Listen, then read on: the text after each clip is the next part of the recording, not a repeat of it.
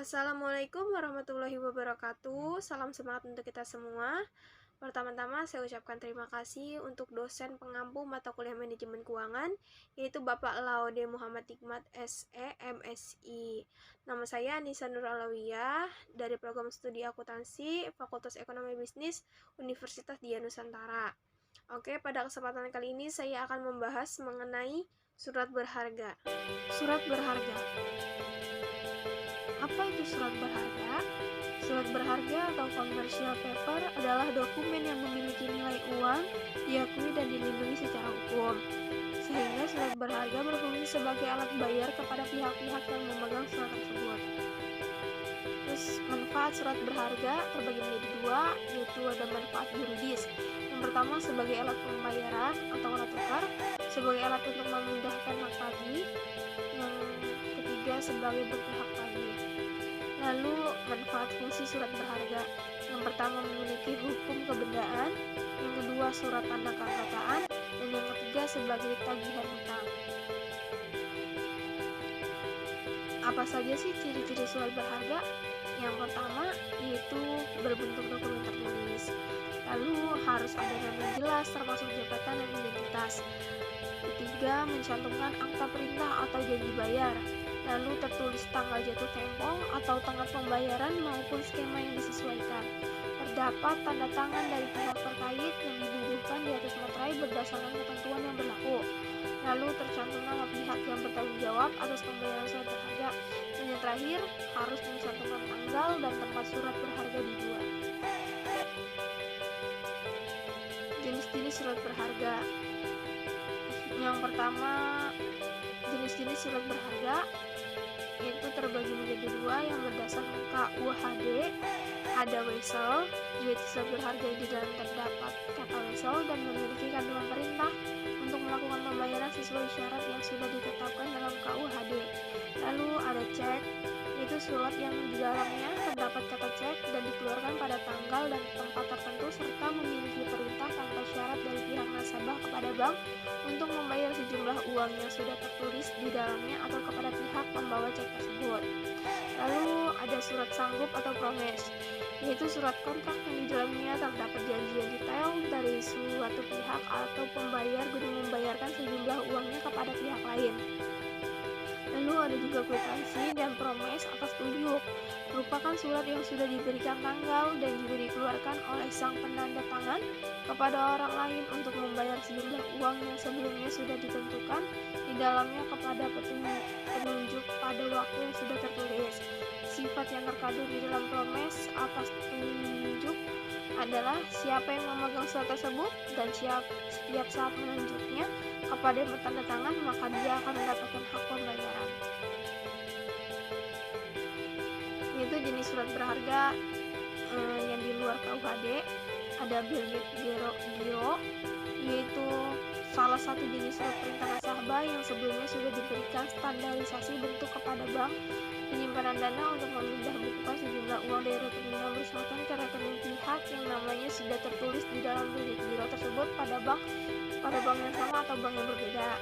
Lalu ada commercial paper, yaitu salah satu instrumen utang jangka pendek tanpa adanya jaminan yang dikeluarkan oleh suatu perusahaan bukan bank, lalu diperjualbelikan melalui bank atau suatu perusahaan efek dalam jangka waktu pendek dan sistem diskonto.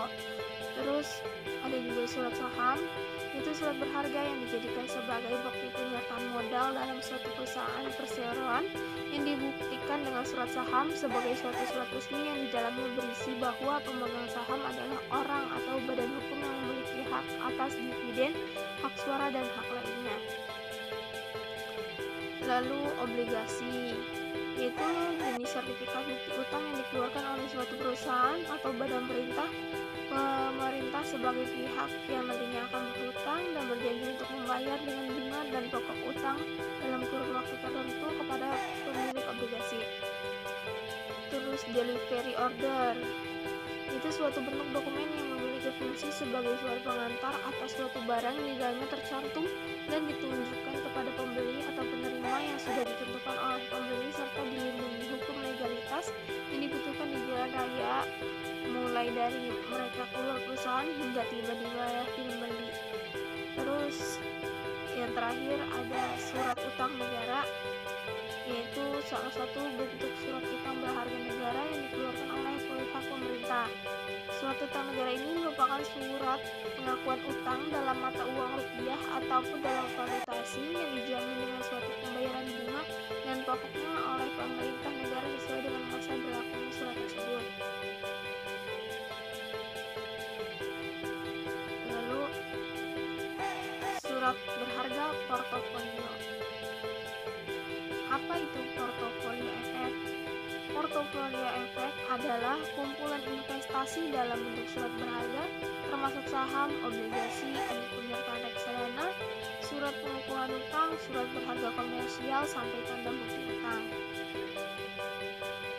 Nah, contoh portofolio efek dalam reksadana mengacu UU Pasar Modal Nomor 8 Tahun 1995. Reksadana adalah wadah yang dipergunakan untuk menghimpun dana dari masyarakat pemodal untuk selanjutnya diinvestasikan dalam portofolio efek oleh manajer investasi. Berdasarkan portofolio investasinya, jenis reksadana dibagi 4. Yang pertama, reksadana pasar uang, yaitu sertifikat Bank Indonesia, deposito berjangka, dan obligasi dalam jangka waktu 1 tahun. Yang kedua, adanya reksadana pendapatan tetap, yaitu obligasi dan surat utang. Lalu ketiga, reksadana campuran, portofolio efeknya dikombinasikan seperti efek saham, obligasi, surat utang, deposito, dan sebagainya. Lalu yang terakhir adanya reksadana saham, yaitu efek ekuitas atau saham. Jenis-jenis portofolio efek. Yang pertama ada portofolio efek hibrida, yaitu jenis portofolio efek yang memerlukan proporsi tetap untuk investasi saham, obligasi, dan investasi alternatif.